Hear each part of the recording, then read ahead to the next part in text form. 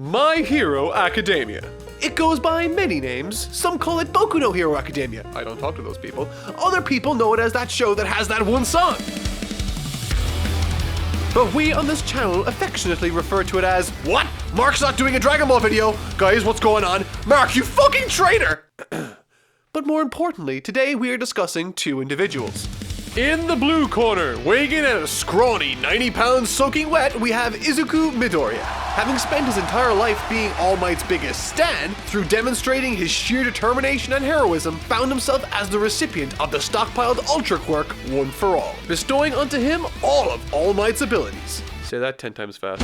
In the thematically appropriate red corner stands the brooding, lean, chiseled, this is getting weird, he's 15, Katsuki Bakugo! Upon discovering his explosive quirk as a young child, this spiky-haired character has been held in high regard by all those that surround him. He has a strong sense of self and knows what his goals are. And today, we are attempting to compare these two characters. In a world of superpowers, billion-dollar man-made battleground cities, and a flamboyant villain society hell-bent on world domination, we are attempting a discussion on who you, yes you, might prefer to be if given the choice. The explosive Bakugo or the incredibly strong Midoriya. How, might you ask, will we be deciding this? By of course applying real-world psychology and philosophy to an animated show set in an alternative superhero reality aimed at teenage boys that live in Japan. So, as my grandmother would say, let's fucking do this, bitch. The overarching theme of My Hero Academia is that of heroism, and to what lengths those heroes will sacrifice themselves in the name of what is right. Joss Whedon said, the thing about being a hero is even when it doesn't look like there's a light at the end of the tunnel, he's going to keep digging. He's going to keep trying to do right and make up for what's gone before, just because that's who he is. And he made the Avengers, so he knows his shit. And Hulk. Smash.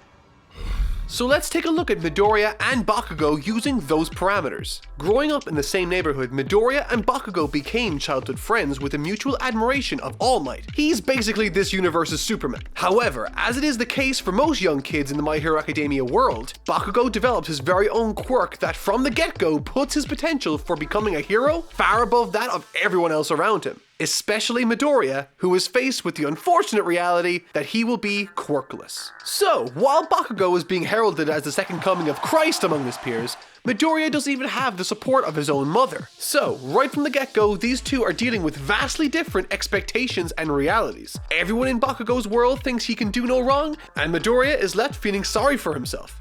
However, this small interaction acts as a microcosm for both of these characters' outlooks and philosophies. Bakugo isn't angry that Midoriya is being nice here. He's insulted that anyone, specifically Midoriya, thought he wasn't perfectly fine. Bakugo isn't embarrassed that he fell, he's embarrassed that Midoriya thought he could help him in any way. To Bakugo, weakness is one of the worst qualities anyone can have. Fast forward like 10 years and both Midoriya and Bakugo have grown apart. Bakugo views Midoriya as a shining example of everything he hates: weakness. Midoriya, on the other hand, while acknowledging the odds of him ever becoming a hero is unlikely, has diligently kept detailed records of every hero he deemed to be worth studying, while still having his heart set on applying to the most prestigious school in the area, UA. I wanted you to see what real courage is. Instead of getting the idea that courage is a man with a gun in his hand, it's when you know you're licked before you begin, but you begin anyway and see it through no matter what.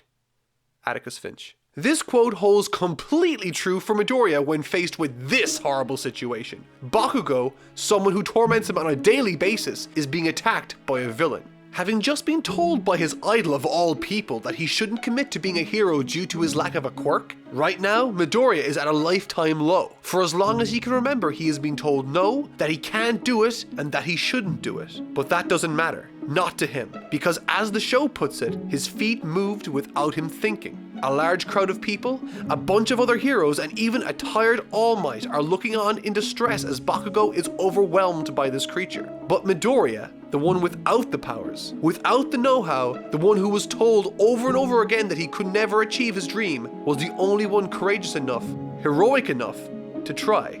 The world is a dangerous place, not because of those who do evil, but because of those that look on and do nothing.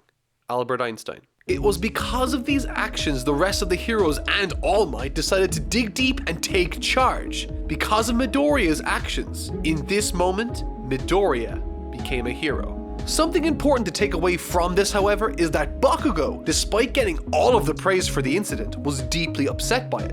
Bakugo does not care what other people around him think, he cares only what he believes to be true. And while he doesn't appreciate what Midoriya did for him, he does now hold him in a higher regard, never again tormenting him. It was due to this act that Midoriya was chosen as All Might's successor. He inherited all of his powers, worked hard to train his body, and arrived on time for the UA entrance exams like Bakugo and the other hopefuls. I won't go into too much detail regarding these two and their individual performances, but one thing I will say, once again Midoriya was shown to value the individual more than anything that's important to him, even if it meant sacrificing his opportunity to go to the school of his dreams and letting down his childhood hero. That takes guts. Again, that's what makes a true hero. Bakugo, on the other hand, got through on raw talent alone, scoring almost twice as high the villain points of any of the other examinees. From here on out, I'm going to be going through the rest of the story between these two much faster. I'll be touching only on their most significant points. Alright, since the beginning of this series up until this point, neither Bakugo or Midoriya have interacted much outside of some bullying and flashbacks. It's here Bakugo learns that Midoriya in fact has a quirk and thus believes that Midoriya had been pulling the wool over his eyes this entire time, which he doesn't love. Bakugo wanted to be the only person from his school to be accepted, and now Midoriya made that impossible. And so, now is the perfect time to size up Midoriya while letting off some much needed steam. During this time, Midoriya is wearing a green bunny rabbit costume type thing while crapping his pants, if he had any. The fight is great, but the sections I want to draw attention to are the following. When faced with Bakugo, Midoriya stands up to him declaring that he's the Deku who always does his best. Immediately, Bakugo is faced with that familiar attitude from Midoriya, that despite being terrified, a quality Bakugo associates with weakness, Midoriya always stands there with his feet planted firmly on the ground, ready to fight for what he believes in. On the flip side, Midoriya demonstrates his ability to take in all necessary information while coming up with the best possible solution on the spot. This, I think, is Midoriya's superpower. He demonstrates an awareness that none of his other classmates possess, including Bakugo, who at this point is a much more skilled fighter. However, despite making this split-second decision resulting in his team's victory, Midoriya's performance has some severe drawbacks. He was incredibly reckless. After this, Midoriya confronts Bakugo with the guilt of his borrowed power weighing heavily on his shoulders. Bakugo takes this as a sign Midoriya is showing pity towards him, admitting to himself and to Midoriya that he has a lot of work to do, but that one day he will be the best. He even goes as far as to claim that one day he will surpass All Might.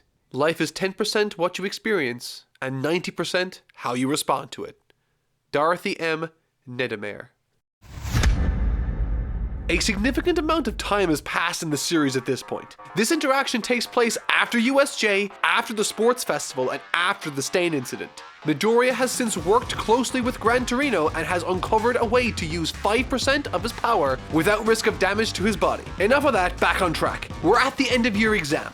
Bakugo and Midoriya have been paired together against All Might, who is playing the villain role. The object of this exercise is 1. For at least one individual from the hero team to get through the door on the opposite side of the battlefield, or 2. To apprehend the villain, which is in this case All Might, need I remind you. However, despite the rules of this exam being clear, neither Bakugo or Midoriya can agree on a course of action and instead get in each other's way. Midoriya wishing to flee, Bakugo insisting to stand and fight. I am not talented, I am obsessed. Conor McGregor. To someone like Bakugo, heroes win. No matter the circumstance, no matter how insurmountable the odds. Similar to Midoriya, Bakugo has always idolized All Might, held him in the highest regard. However, unlike Midoriya, he can look past All Might onto what might be. Midoriya, on the other hand, can only see All Might. He is his ceiling. This exam shows a ton of both characters' upsides. Midoriya, when faced with a split-second decision, crossing the line winning the match or saving Bakugo, opts to save Bakugo, with what we can only assume is a broken back. However, Bakugo shows more grit in this one interaction than most characters in any show demonstrate, absorbing punches to the point of vomiting, pushed to the edge of collapse. He still does everything in his power, going as far as to bite All Might to achieve his goal, because that is what heroes do. They never give up, they win. This interaction takes place right after the kidnapping of Bakugo and the hero licensing exam. Seemingly out of nowhere, Bakugo issues a challenge to Midoriya. One-on-one combat, after school, unsanctioned. At this moment in time, Midoriya is feeling an incredible sense of sorrow, guilt, and insecurity about his abilities to be the symbol of peace, replacing All Might. It's something that's clearly consumed him since All Might's retirement. Bakugo is the type of character that is usually very upfront and honest, but never shares more than he needs to. However, in this scene, his emotions overflow. This is the most raw and vulnerable we have ever seen Bakugo in this series up until this point. Speaking about his frustrations and struggling with the notion Midoriya was the one chosen by All Might.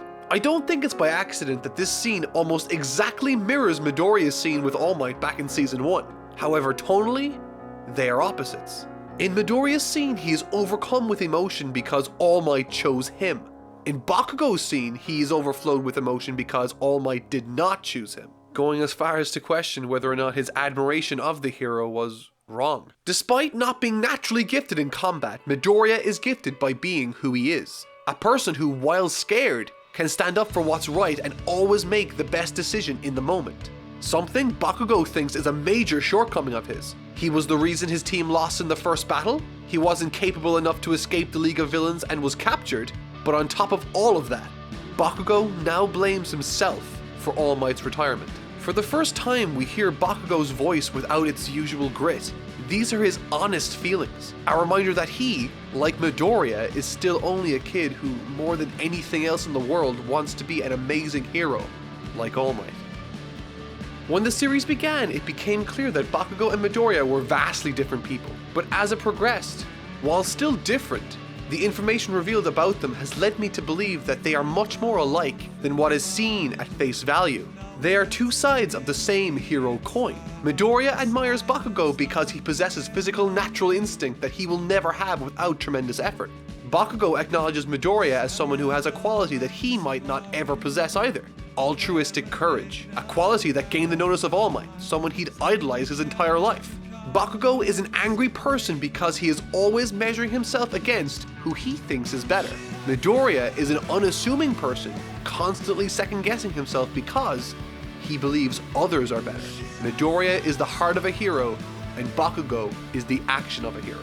But before all of that, they are both two teenagers who have put a tremendous amount of pressure on their own shoulders because of who they want to be.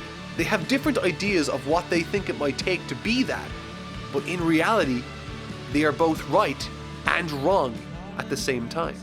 But Bakugo might have started out really wrong though. I mean, he was like a budding serial killer at the beginning of the show. But then again, the negative side of Midoriya was highlighted also.